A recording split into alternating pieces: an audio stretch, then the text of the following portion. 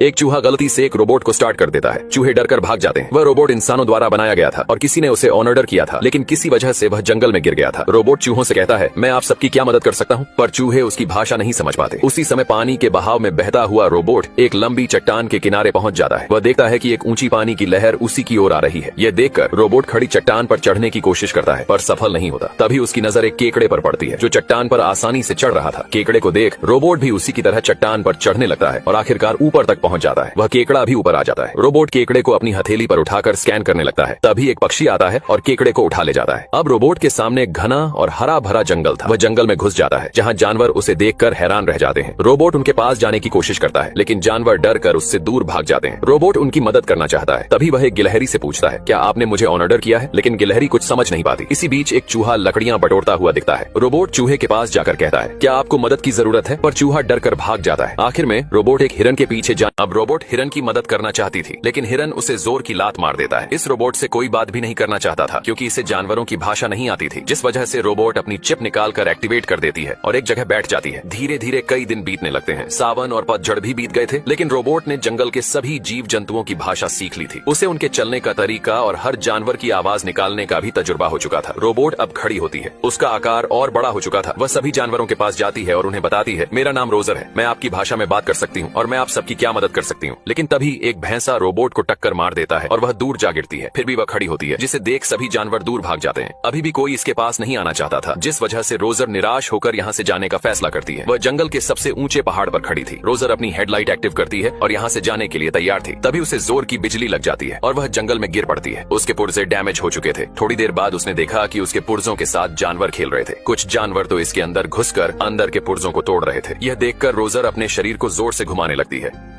अब रोबोट नीचे गिर जाती है, जिसके बाद उसके पार्ट डैमेज हो चुके थे। थोड़ी देर बाद रोबोट ने देखा कि उसके पुर्जों के साथ जंगली जानवर खेल रहे थे। कुछ जानवर रोबोट के अंदर घुसकर पार्ट्स को तोड़ रहे थे, जिसकी वजह से रोबोट को बहुत बुरा लगता है। वह अपने हाथ के पंजे को एक्टिव कर देती है, जिसके बाद पंजा जानवरों से बचते हुए रोबोट के पास आ जाता है। रोबोट अपने शरीर को जोर से घुमाने लगती है, जिससे सभी जानवर बाहर निकलकर गिर जाते हैं। अब वह यहाँ से जाने के लिए अपनी हेडलाइट चालू करती है, लेकिन एक जानवर उसकी लाइट निकालकर भाग जाता है। रोबोट उसे पकड़ती है, लेकिन तभी वह देखती है कि उसके पीछे जानवरों का झुंड है। इस वजह से पेड़ नीचे झुकने लगता है। रोबोट पेड़ को झटके से छोड़ देती है, जिससे सभी जानवर आसमान में उड़ जाते हैं। रोबोट लाइट लेने के लिए उस जानवर को पकड़ती है। वह जानवर एक गुफा में छुप जाता है, लेकिन डर कर वहां से भाग जाता है। रोबोट अपना हाथ लंबा करके लाइट उठाती है। तभी उसे एक बड़ा जानवर दिखता है। वह एक भालू होता है, जो बाहर निकलकर रोबोट को एक तमाचा जड़ देता है। रोबोट अपनी जान बचाते हुए भागने लगती है। भागते भागते वह नीचे गिरने लगती है और पहाड़ के आखिरी छोर पर जा गिरती है। जब उसकी आंख खुलती है तो वह देखती है कि उसकी वजह से एक पक्षी मर चुका है और उसके अंडे भी टूट चुके थे। वह टूटे अंडों को जोड़ने की कोशिश कर रही थी, लेकिन तभी उसने देखा कि एक अंडा बिल्कुल ठीक था।